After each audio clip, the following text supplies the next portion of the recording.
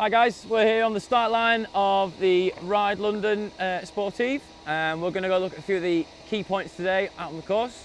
We're joined by Dowsett and Ashleigh Moolman, two absolutely fantastic cyclists. How are you guys ready for it? Are you ready for it? I'm always ready. Should we go do some riding? I think we should go do some riding.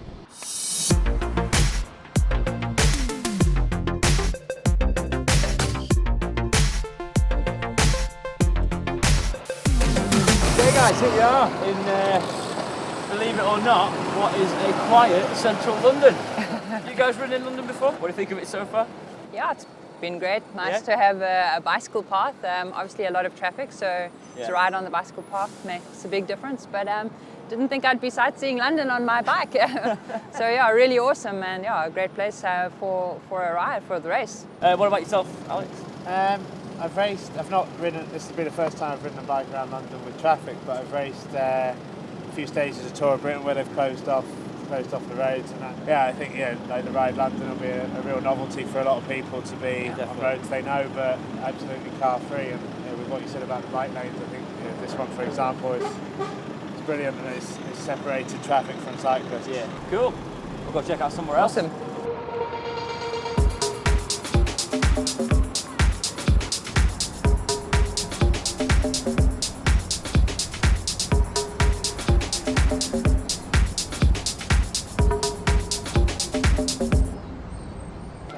Okay, here we are on the Mall, guys, now. Obviously, this is the finish to the RideLondon. Obviously, on the day, this is going to be completely packed with spectators. As far as the eye can see on the Mall as the riders come down. I guess, first of all, what are your guys' experiences? What's it like coming into a finish with like packed full of crowds? What sort of feeling do you get? Well, I suppose it makes me think of the Olympic Games. Yeah. In London, which was incredibly well supported. The crowds were packed all along the route, even in the rain for us, because we had horrific weather. So yeah, it's pretty special if you're riding along and there's people cheering and there's this wonderful energy and vibe. It definitely is a very special feeling. So yeah, I'm sure for anybody, it will be great. Awesome. What about yourself? Yeah, it's the roar of the crowd when you come in, especially if it's a bunch sprint or if I'm finishing a time trial. They're banging on the boards, and it's just that noise. You really draw on something there, a bit of an added source of motivation just to eat that last little bit out. Yeah, cool. Okay, we'll crack on, guys, and we'll see you at the next part of the course.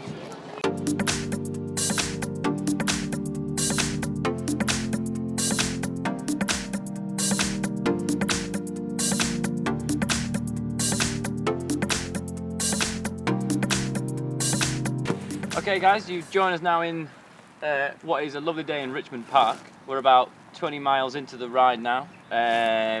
We've left the rat race and hustle and bustle of London behind us well and truly.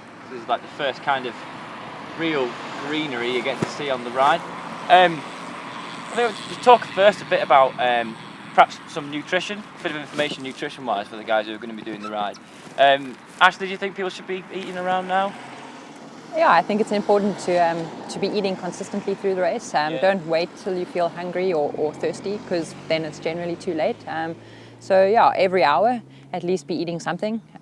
So this is a good time to be eating, most likely. And yeah, I suppose also just to stick to what you know in the race. I mean, don't go and try something new on race day.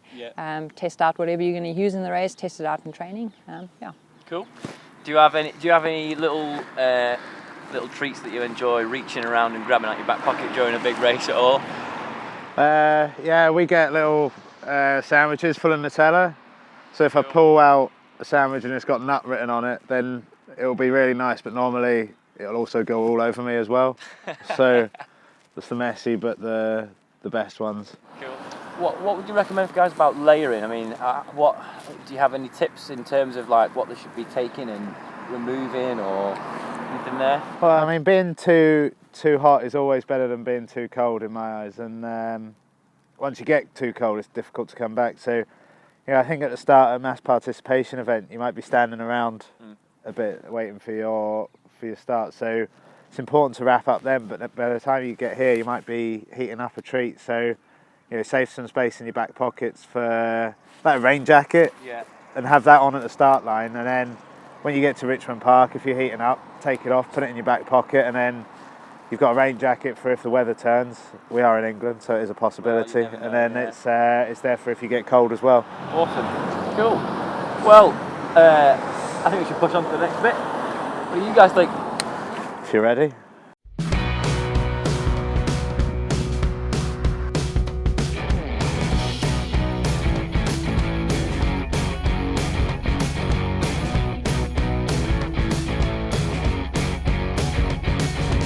Hi guys, we're now on Fox Hill, which obviously during the ride is the last big climb of the day before we swing round and head back into London.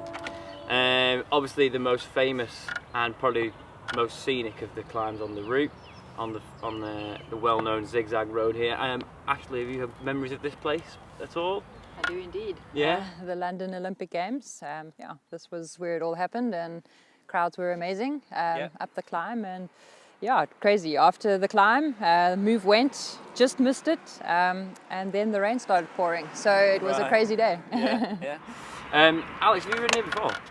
I did the Olympic test event, and we rode up here pretty slowly both times. So it was. I'm no climber, so for me it was the perfect scenario. Do you have any tips for this one? Because the Leaf Hill's a little bit steeper, whereas this one is possibly it's a bit more gradual. Yeah. Enjoy the climb. Once you get to the top, it's a nice fast descent, so there's plenty of time to recover. And then the ride back into London is pretty flat and quite easy going. So yeah, enjoy the climb. Probably important to remember to keep a little bit in the tank just to get back into I was London. going to say that's a climber telling you to enjoy a climb. A non-climber would say look after yourself at the bottom, because with the switchbacks it's easy to get carried away and think you're Chris Froome. We're not all Chris Froome. So it's just looking after yourself and trying to starting out at an effort on a climb that you think you can sustain for the 5 or 10 minutes this climb is. So that'd be my advice.